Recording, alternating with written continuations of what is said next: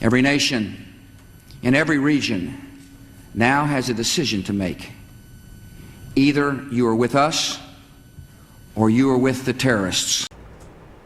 The clip you just watched is from September 2001, right after the tragedy of 9/11.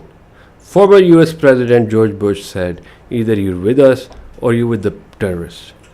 What he was really saying was, in a unipolar world, either you support us on this war and terror, or we bring about economic sanctions and regime change to your country. In Pakistan's case, it was even more intense, when Richard Armitage told then President Musharraf, either you support us in this war or we bomb you back to the Stone Age. This was 25 years ago. Things have changed a lot since then, and I will tell you in two examples how they've changed. In 2023, Iran and Saudi Arabia reached an agreement. These are two countries that were in a proxy war against each other throughout the region for decades. And how did this agreement come about? It didn't come about from the UN or through the US, it came about through China. Another example, this current conflict of the US and Israel against Iran, in 2026, while there was hostilities on ground, there was an active framework of peace. Again, Pakistan was at the forefront of this, just like at the forefront of the war on terror. And while there was fighting, Pakistan was trying for peace. Eventually, US Vice President J.D. Vance and the Speaker of the Irani Parliament, Sayyid Bakr Kalibaf, were in Islamabad, and there were intense negotiations. Although the negotiations failed, but ultimately a ceasefire was achieved. A very important thing is in this conflict was that the Gulf states realized that the American bases in their countries were not really there to protect them. They were there to protect Israel. And as you must have seen a few days ago, Donald Trump mentioned in his post on Truth Social that the rulers of Saudi Arabia, Qatar, and United Arab Emirates told him not to use their soil for attacks against Iran.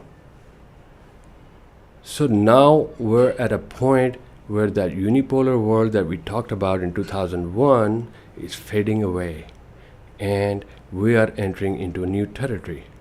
With unilateralism and hegemonism posing profound dangers, the world faces the risk of regressing to the law of the jungle.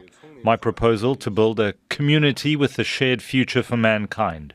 And the 4 global initiatives have received widespread support from the international community, including Russia.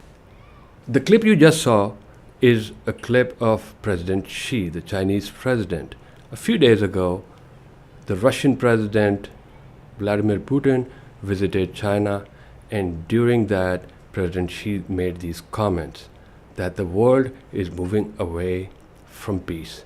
Actually, it's moving towards the rule of the jungle. But he also said that China has some proposals for a mutually beneficial future for all countries in the world, and that in these endeavors, Russia is supporting them. Meaning that two great world powers, Russia and China, are talking about multipolarity. Again, I will explain this multipolarity in 2 examples. Number 1, the Munich Security Conference in 2025. They compared the GDP on PPP basis, purchasing power parity basis, of BRICS countries and the G7, the Western Bloc. The BRICS countries had a GDP of 40% of the world, and the G7 countries had 29%. That's one example. The second example, in January 2026, at the World Economic Forum in Davos, Canadian Prime Minister Carney pointed out that this is not a rupture. The rules-based order is coming to an end. And he also mentioned that international law is different for the powerful states and different for the weaker states. This is a clear testament from a country in the Western Hemisphere that is talking about the rules-based order and the unipolar world being unfair and fading away into oblivion. Decades, countries like Canada prospered under what we called the rules-based international order. We joined its institutions, we praised its principles, we benefited from its predictability. And because of that, we could pursue values-based foreign policies under its protection. We knew the story of the international rules-based order was partially false, that the strongest would exempt themselves when convenient, that trade rules were enforced asymmetrically.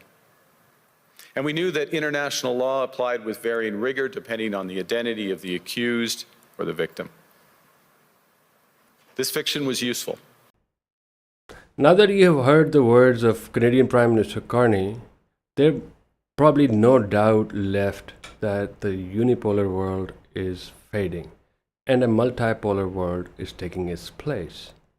Many people have this question whether the war with Iran will continue or not. And this question was answered earlier by the US President Donald Trump. He said in his Truth Social post that he consulted with the rulers of Egypt, Saudi Arabia, UAE, Qatar, and especially Pakistan because it's at the forefront of the peace negotiations. And that the US and the Islamic Republic of Iran are very close to an agreement. Just by saying this, he's admitting that we are now in a multipolar world where he has to consult with all these people before having an agreement with Iran. You're watching Pivot Report, and this is Sulaiman Malik.